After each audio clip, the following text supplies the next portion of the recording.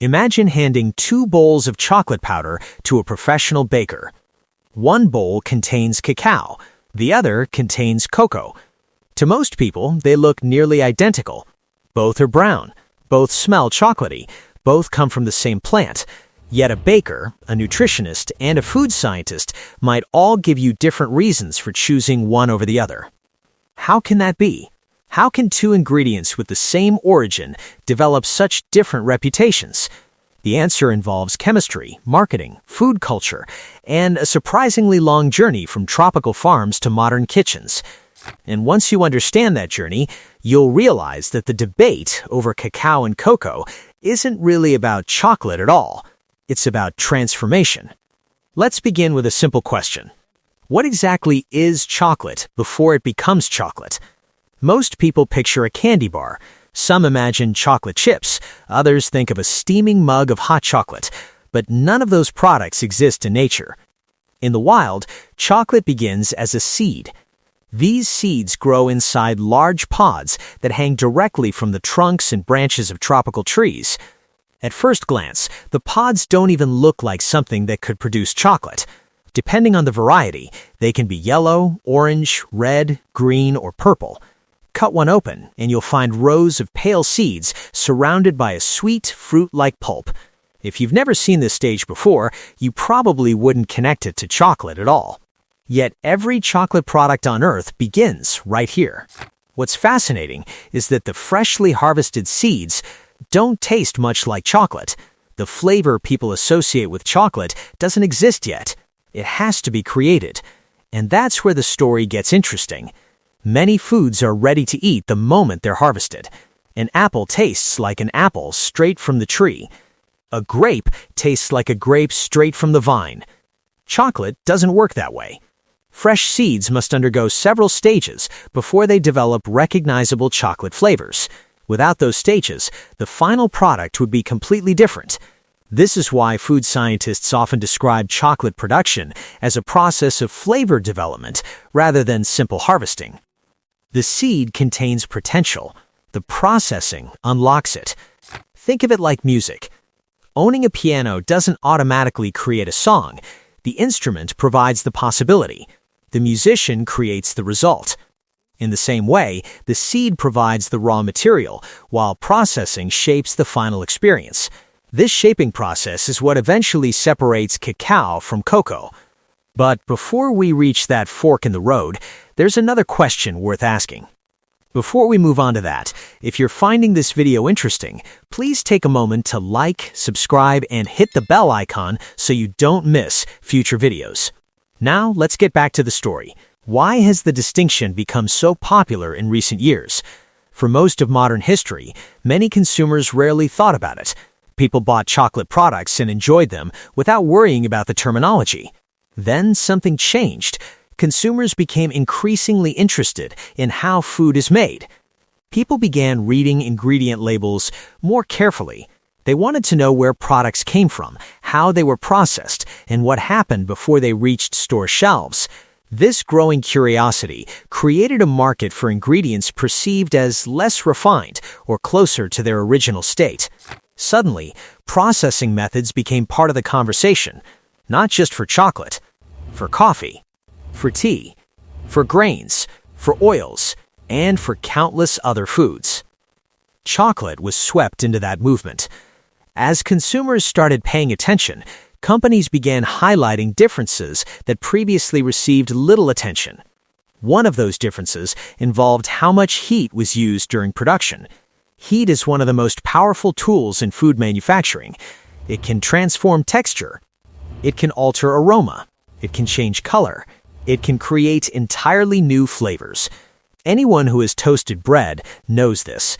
A slice of bread and a slice of toast begin as the same thing. Yet the experience is completely different. Chocolate ingredients undergo a similar transformation. When producers emphasize minimal processing and lower temperatures, the resulting product is often marketed as cacao. When roasting and additional processing play a larger role, the resulting product is commonly marketed as cocoa. Neither approach is accidental. Each serves a different purpose. One prioritizes retaining more of the ingredient's original characteristics. The other prioritizes developing flavors that consumers have come to expect. This distinction explains why the two powders can behave differently in recipes. A chef designing an elaborate dessert may care deeply about flavor balance. A fitness enthusiast creating a breakfast smoothie may focus more on nutrient retention. The same ingredient suddenly serves two different audiences, and that's one reason the debate continues. What's particularly interesting is that people often approach the discussion as though there must be a winner. Human beings love simple answers. We prefer categories: good or bad, healthy or unhealthy, natural or processed. But food rarely works that way. In reality, many foods exist on a spectrum. Chocolate ingredients are no exception. A product isn't automatically superior simply because it undergoes less processing, nor is it automatically inferior because it undergoes more. Context matters.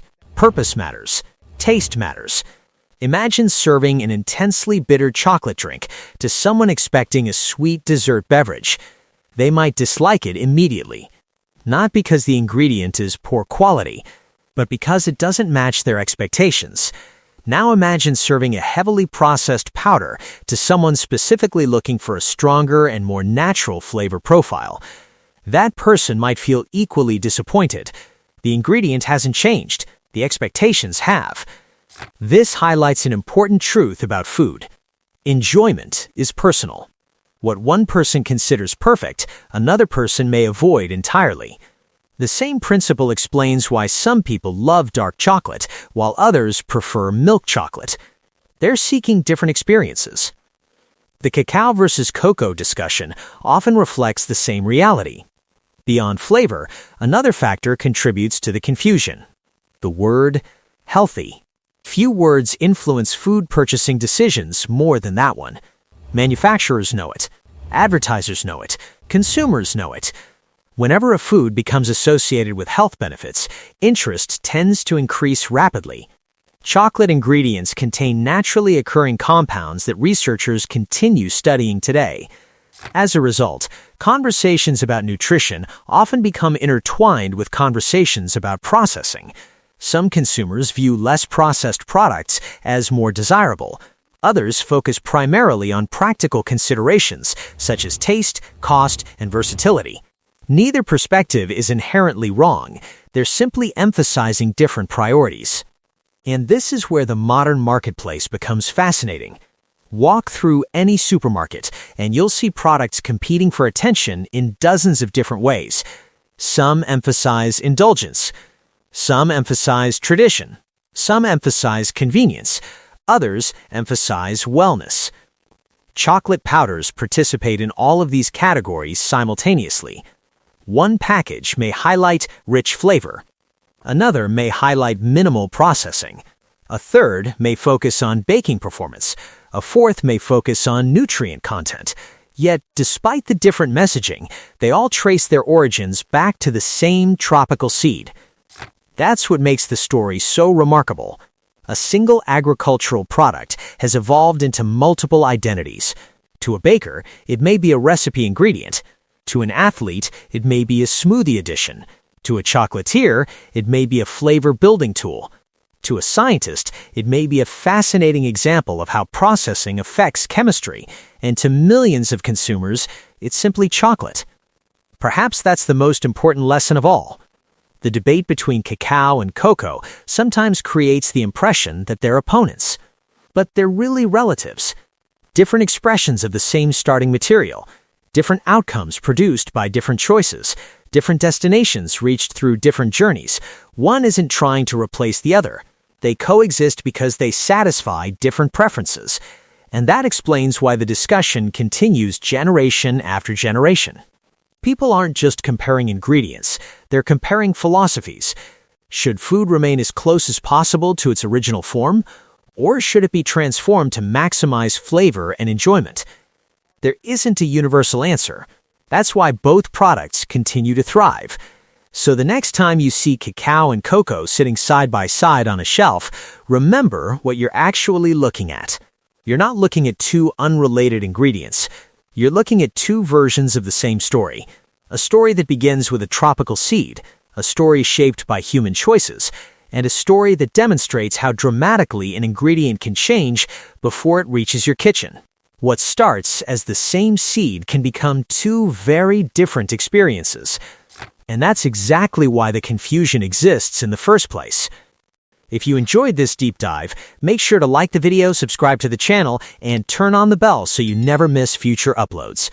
And if there's another food mystery you'd like me to explore, let me know in the comments below. Thanks for watching, and I'll see you in the next video.